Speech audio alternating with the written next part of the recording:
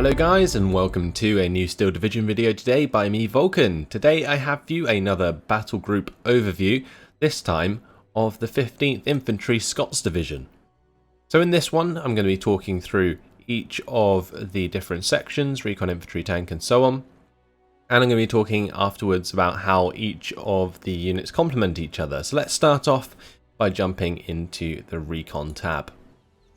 So in the Recon tab, it's pretty simple for me. I just have a couple of Recce squads and the Daimler Little John.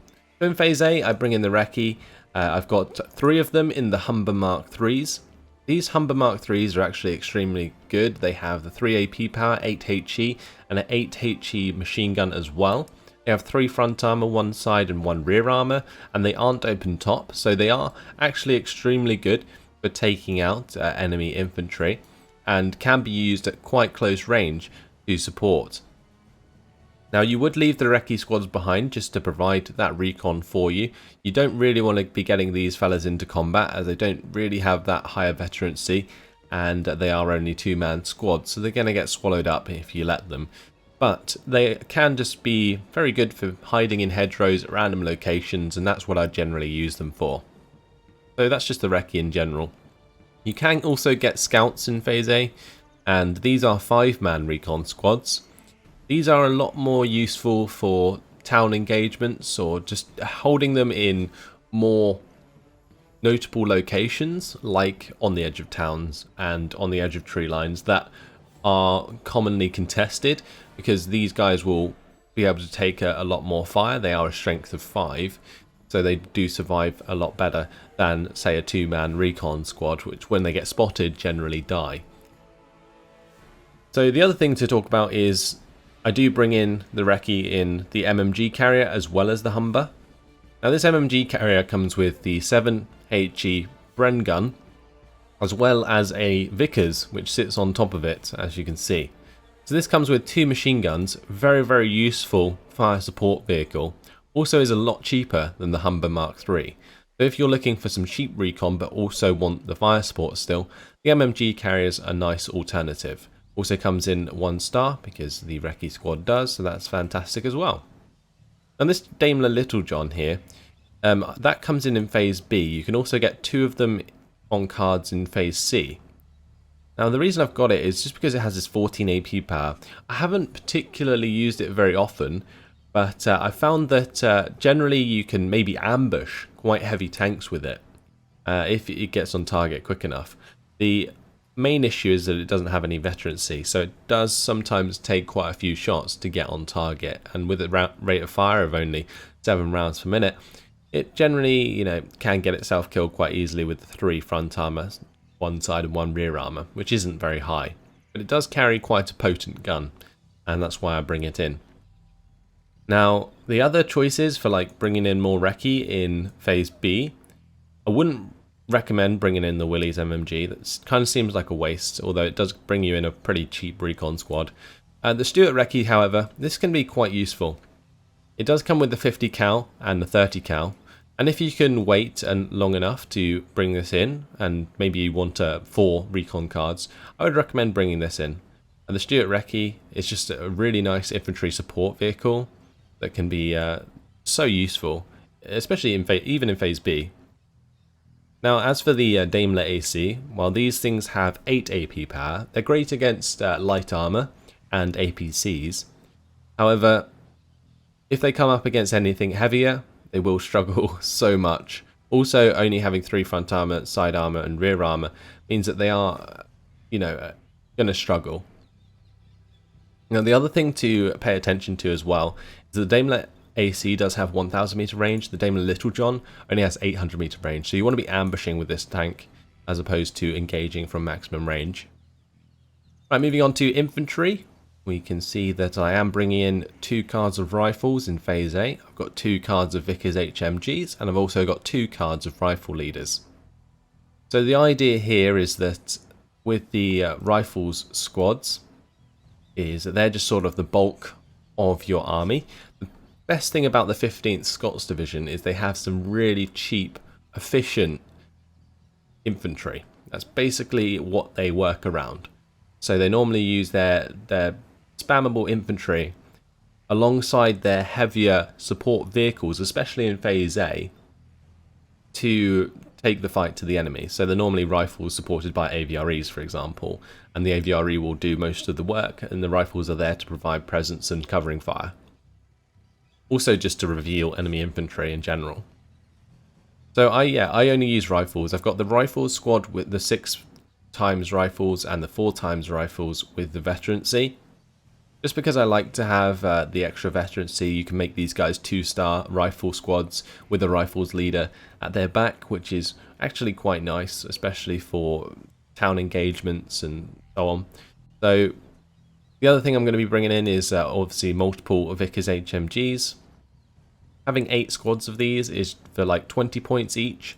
It's really nice. You can bring in like 4 squads at the start of the game for 80 points, for example, and you can really provide a lot of cover for the rest of your troops, as long as you get them into those strategic locations, like, again, the edge of tree lines, the towns, you know, buildings, random places, and so on like that.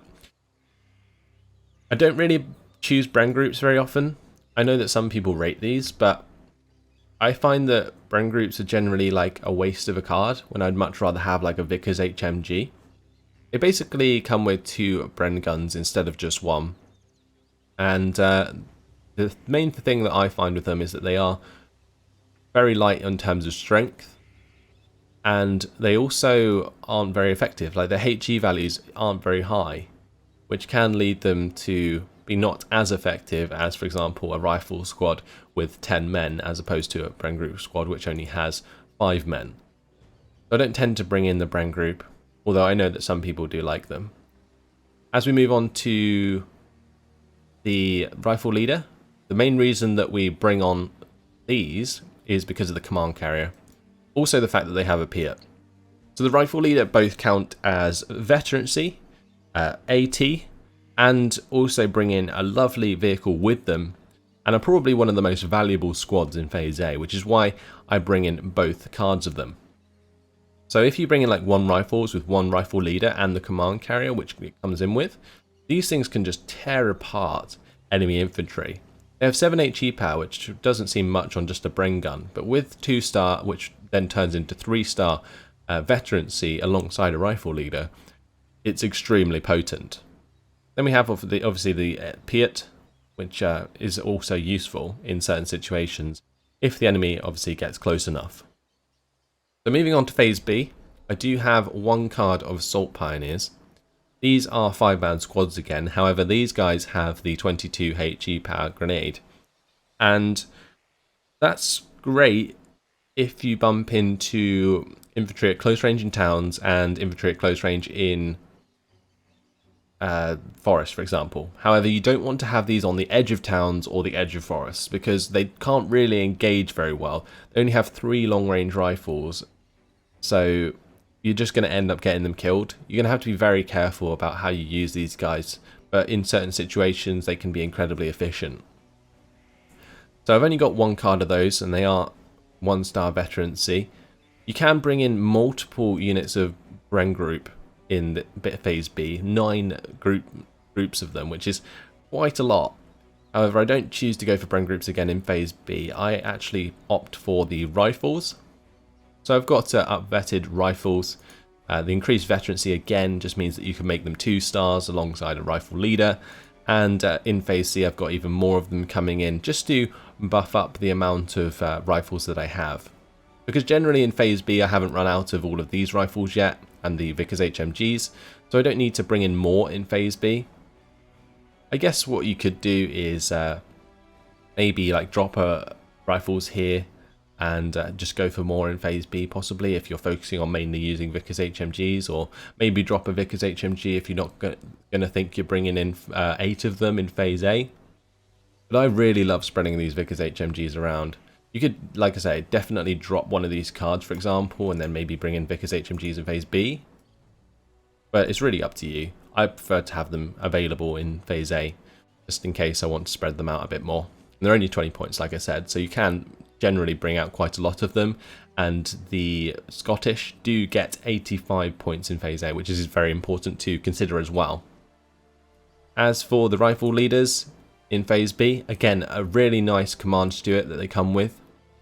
This is a lot like the Stuart Recce in that it does have the 50 cal and the 30 cal along with that armor stats, and it's also 2-star thanks to the rifle leader being 2-star, and then goes to 3-star, which is fantastic in some cases.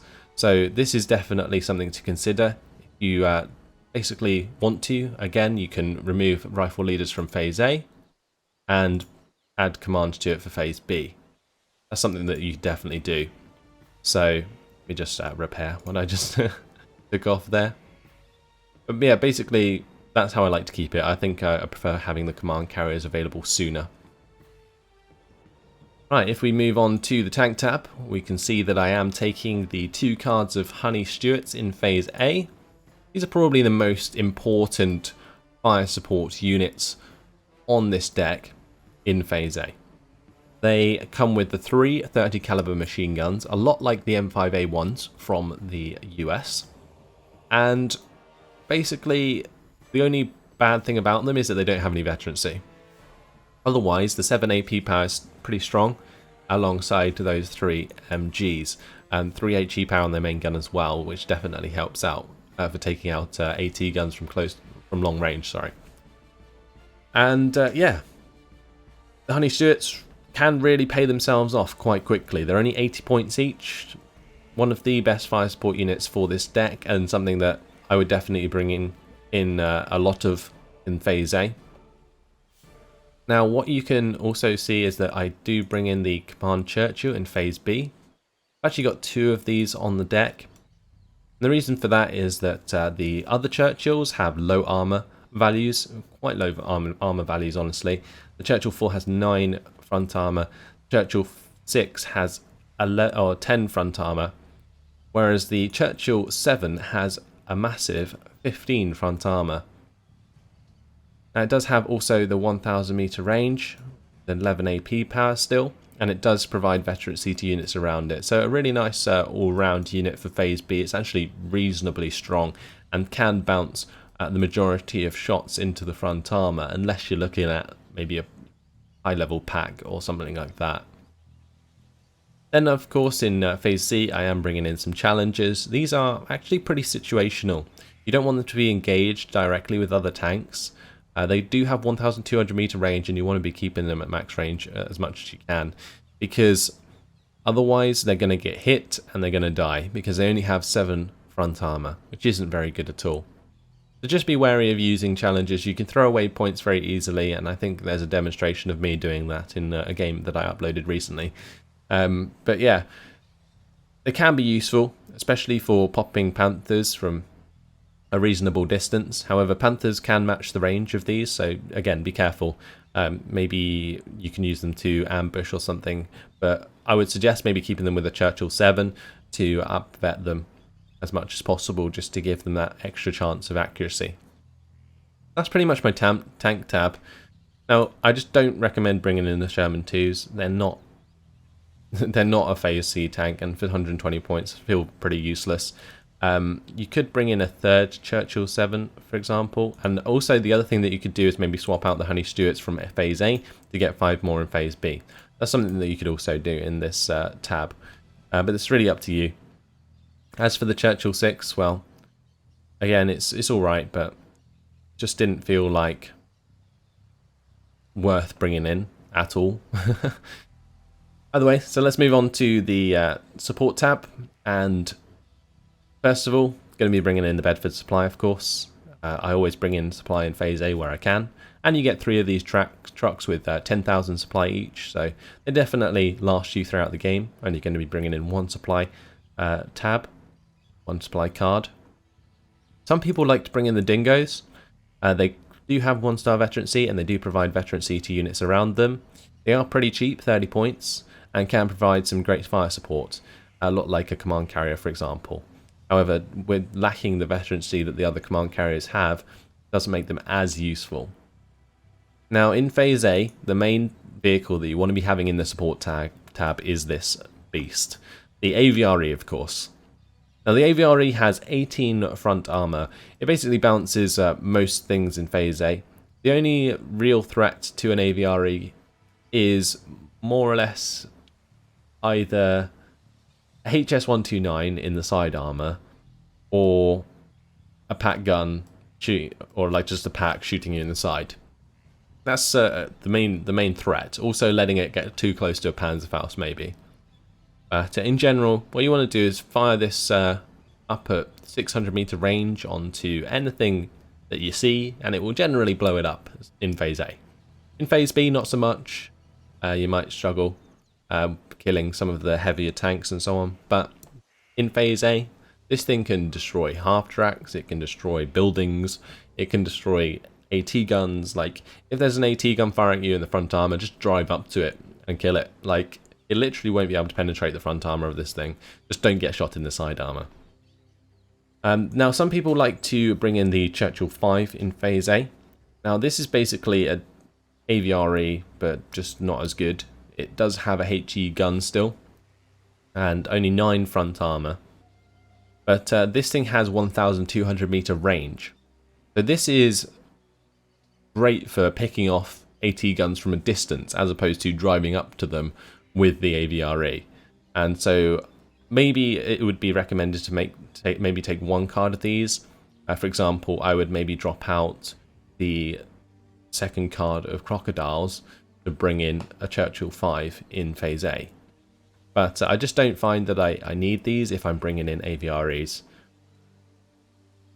Now, moving on, in phase B, you can get 2 more AVREs, and I always find them useful, so I have brought them in, and the Crocodiles as well. Now, the great thing about the Crocodiles is they are pretty strong in terms of AP value and armor in phase B. And then they also have, of course, the Flamethrower, which is great in certain situations. I haven't really found a place where I use it terribly often. Like, I'm normally using it for anti-tank as opposed to anti-infantry, and yeah, I guess that means that it's not as useful as maybe like a Churchill 7. Like, I would tend to bring in the Churchill 7s before I brought in a Crocodile. The Crocodiles can be useful if you can get them close enough, but generally, like a Panzerfaust or a Panzerschreck has 250 meter range, and you only have 260 meter range on your Flamethrower, so you've got to be incredibly careful getting too close to enemy infantry with this. But it definitely can be a viable strategy. That's basically my support tab. Let's move on to anti-tank. Now, in the anti-tank, I have basically just AT guns. Some people like to use the Piats. Now, the Piats are okay, but they're probably the worst AT squad that is in the game. The Piat is just kind of useless in a lot of cases. Basically, you can drive away from a Piat firing, whereas with a Panzerschreck, as soon as it's fired, you're gonna die, or you're not. Like, either the squad misses or you're dead. Whereas with a Piat, even if it's on target, I kind of find like you can just drive a half track away from them and it won't matter. So I don't really like to bring in the Piats. They're great for like ambushing in like towns and stuff, and maybe on roads. But other than that, generally not great. So I just prefer to bring in 4 of the 6-pounders with the veterancy in phase A. As we move on to phase B, I've got again 4 17-pounders with the experience. You can maybe opt for one of the 17-pounders with 2-star experience, because with a command unit they will go up to 3-star experience and they will fire extremely quickly. But yeah, I just tend to go for the extra availability, because AT guns do get hit pretty hard by airstrikes if you let them, and generally that's what happens. Now, if we move on to phase C, I've got the 17-pounders here as well. Now, the 17-pounders in phase C come with the Stuart Ream, which is really nice actually. It is basically the same as the Command Stuart and the Stuart Recce. Again, the 50 cal and the 30 cal with the armor values. It's quite a nice infantry support vehicle for phase C. And then obviously it comes in and drops off the 17-pounder. 155 points is pretty expensive, but 2 2-star 17-pounders is a very nice addition to your arsenal. Now, you're probably wondering why I don't bring in Wolverines. Well, it's preference. Some people like to have the mobility of AT, But I just like to have the overall, you know, chance of penetration over the mobility. The Wolverines have 13 AP, which is generally enough to destroy, for example, a Panther. For example, Panthers have about 13 front armor in phase C and 14 front armor on the Befehl Panther. The Panther Ds, however, in phase B only have 12 front armor, so Wolverine can basically be sniping those from max range, 1,200 meter range, and in phase C, well, you're generally going to be up against the other Panthers, like I said, the Befehl and the Panther G. So maybe the ones in phase B might be useful, but they're not vetted at all, and therefore I feel that they're not accurate enough in order to, get the kills that you need. 5 accuracy on their main gun, plus they're not vetted, just doesn't seem good enough to me in order to bring them in.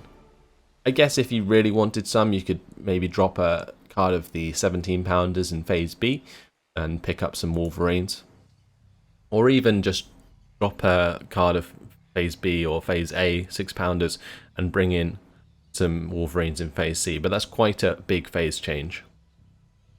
If we move on to anti-air, I'm bringing in the Humber AA. I've got 2 cards of the Tripolstons. Now these Tripolstons are pretty decent. They have 16 HE power. The only thing that really is a problem for them is the range.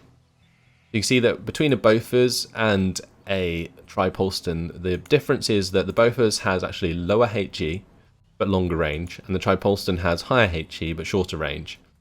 But in phase A, the Tripolstons are useful for more than just shooting down aircraft. It can definitely do a lot of damage to enemy infantry if you let it. So if you bring in one of these supporting your infantry, for example, it can definitely hammer buildings for you whilst you're attacking into them. I also bring in the Humber AA. Again, it's useful for fire support more than anything. It can definitely destroy enemy infantry for you pretty quickly if you let it. So that's basically why I bring in at least 1 card of these in phase A, although I don't tend to bring them in too often anymore, as I tend to rely on the Humber Mark IIIs from the Recon tab. So as we move into phase B, I've got the 3 card of Bofors, just to provide like an AA net alongside the other Tripolstons I've got for phase A. You could very easily drop out another card of these Tripolstons for 3 more Bofors in phase B if you wanted to. That's something that you could definitely consider, but I much prefer using the Tripolstons. And yeah, although you may not be bringing all of them in phase A, you can't bring in any more in phase B, so that's why I've got them as phase A cards.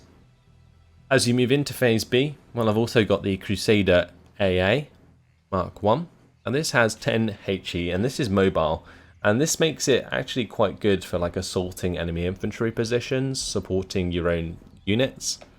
Now there are obviously other choices for units that can do the same thing, for example the AVRE or like the Crocodile or something, but I find that the Crusader AA is actually quite decent with the 1,000 meter range for providing like long range HE support for infantry.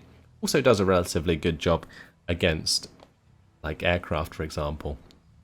Now if you can wait, then you can generally bring these in phase C and get 2 of them on each card, or even just an up-vetted one.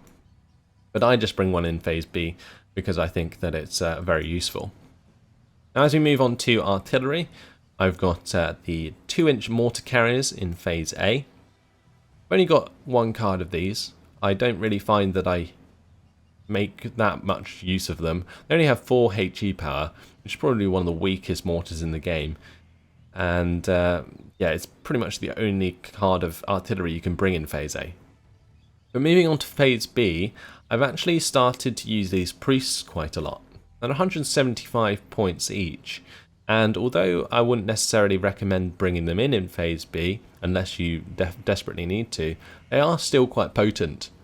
15 HE power, 2,400 meter range. They can also provide smoke cover, of course, and I just really like the mobile nature of them, and also the fact they have this 50 cal. So if enemy aircraft come over to try and harass them, they can actually do quite a lot of morale damage to, especially like light fighters as well with bombs. So they can defend themselves sometimes. You can also bring in 2 more in Phase C. Actually, 4 more in Phase C, but I'm only going to be bringing in 1 card of the Priest in Phase C just to increase my arsenal. Now the other choices in Phase B are the 3-inch mortar, which is 10 HE. By the time you get to Phase B, this 3-inch mortar's, I feel, kind of redundant. However, the 25 pounder, possibly a choice. It does have 9 AP and basically can destroy enemy vehicles, like light vehicles, that is, anything with less than 10 armor, I guess. And it does have a strength of 8, which does make it quite resilient. And the 11 HE power also can be quite a nice addition. So you could possibly swap out a card of 25 pounders for a priest, for example, and if you want to mix them into your deck. Now we have the Churchill OP. Now this Churchill OP doesn't actually get to use its main gun. It can only use its machine gun, on its coaxial machine gun, and that's what makes it terrible.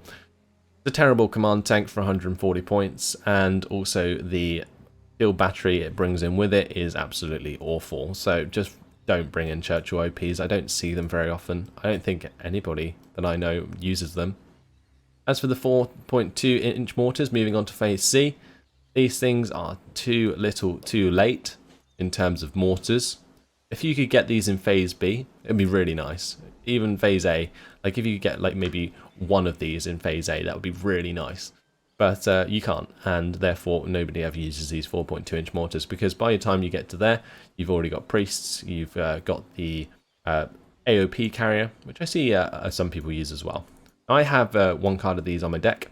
These come with the heavy battery, the 203mm battery with a 22 HE power. Kind of a nice unit to break down entrenched positions in towns and like the factory, for example, on Column Bell. You can definitely break back into those areas with this 203mm heavy battery. So definitely something to look into bringing. If you prefer just straight up normal artillery, you could just bring in another card of priests, for example. But that's pretty much my artillery. If you guys feel any different, then let me know in the comments. Moving on to air, however, this is probably where things change up quite a lot. Now, I don't bring in recon aircraft. I explained this in the SS Panzer, but basically I kind of find them useless for their price, especially when they don't even have munitions on them. However, you can get Spitfire Mark 9s in Phase A, and these things are absolute beast for Phase A for the Scots. Basically can stop enemy aircraft very easily in this phase, like in Phase A.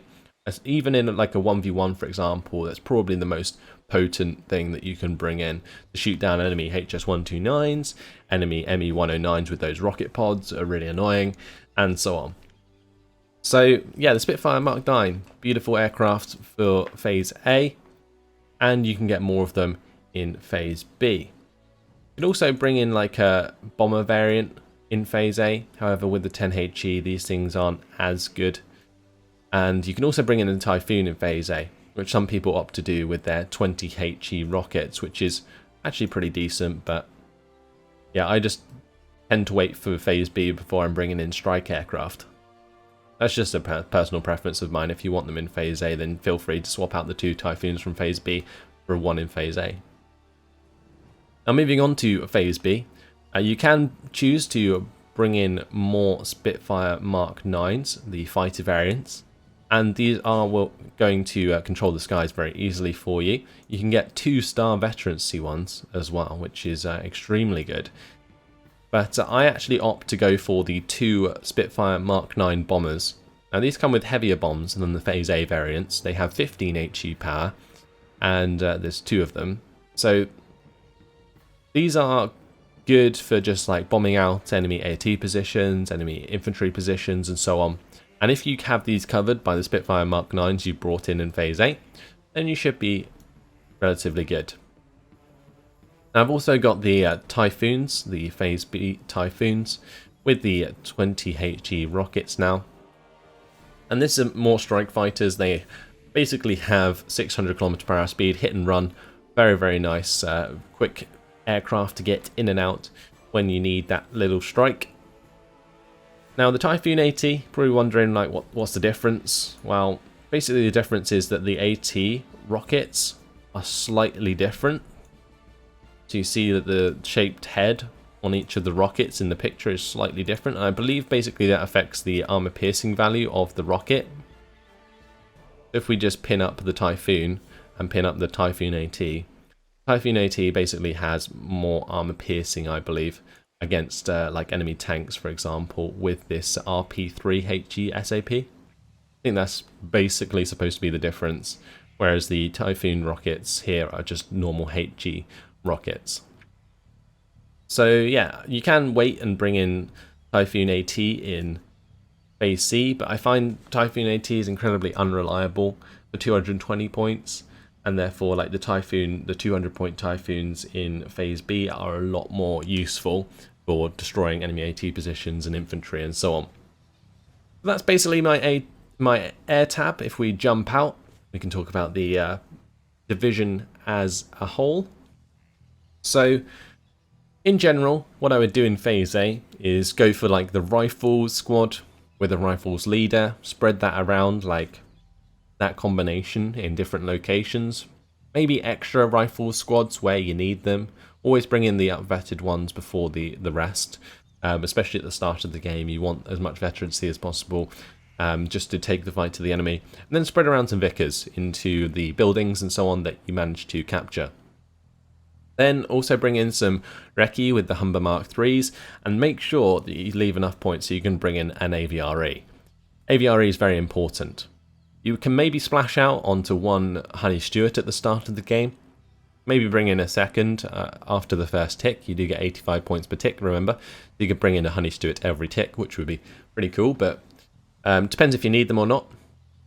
Then also maybe invest in a couple of these £6 ATs at the start of the game, and maybe bring in a Humber AA if you feel that you're lacking fire support, although you shouldn't be with the AVRE. Mortars are a choice if you are needing indirect fire. Maybe you're struggling against multiple AT positions, then 2-inch carriers might be able to do the job, although with their 4HE they're incredibly unreliable. They're good for morale damage more than they are actual damage, so just bear that in mind. And then if they're attacking you with air units, Spitfire Mark 9s will do the job. As you move on to Phase B, make sure that like if you have an advantage, that you take full advantage of it by bringing in maybe a second AVRE or even a Command Churchill 7, because these things are the point at which you want to be rolling on with the 15th Infantry. As you come to Phase C, you actually get pretty damn weak. So in Phase B and Phase A, you really want to be like optimizing this deck to make as much ground as possible, and then you want to be like digging in towards Phase C with the 17 pounders, for example. Now you should be able to maintain infantry throughout the entire game thanks to the massive infantry tab. So that's pretty much it, and that's basically overall my 15th Infantry Scottish Division. Now I know that this one changes quite a lot. I know a lot of people vary this division, so feel free to leave your own interpretations of this battle group in the comments below. But in the meantime, that's all, so thanks for watching, hope you enjoyed it, and I will see you in the next video. Goodbye.